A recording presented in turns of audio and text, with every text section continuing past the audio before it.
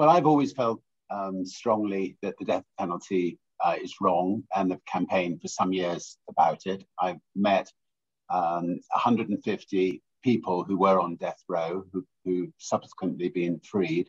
I've spoken to them, pretty well all of them, and they were amongst the fortunate ones. I think a lot of us believe it to be inhumane, to be barbaric, to be flawed. It just doesn't deter or reduce crime. It does not make communities safer, and it has an absolutely shocking rate of error. In the US alone, as I've said, I met 150 people who've been freed from death row after being found innocent. Something like 1 in 9 people are found to be innocent on death row, and that's after some of them 28 years in prison, numerous battles to prove their innocence.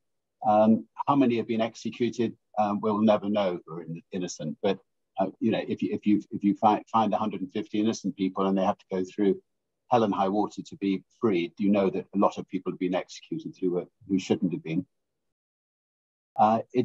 It is in some states fundamentally racist. I mean, there's a wonderful man who I've spent time with called Ray Hinton, Anthony Ray Hinton, 28 years in prison.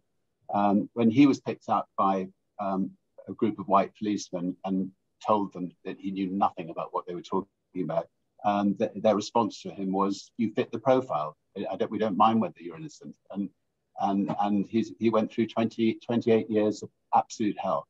And we just want to be sure that nobody has to go through that again.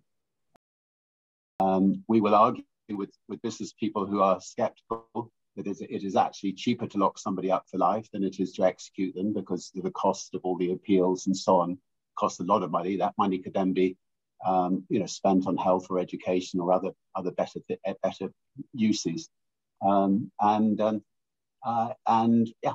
put our best foot forward to try to get other states, apart from Virginia, which was wonderful news that southern state has just abolished it, to abolish it.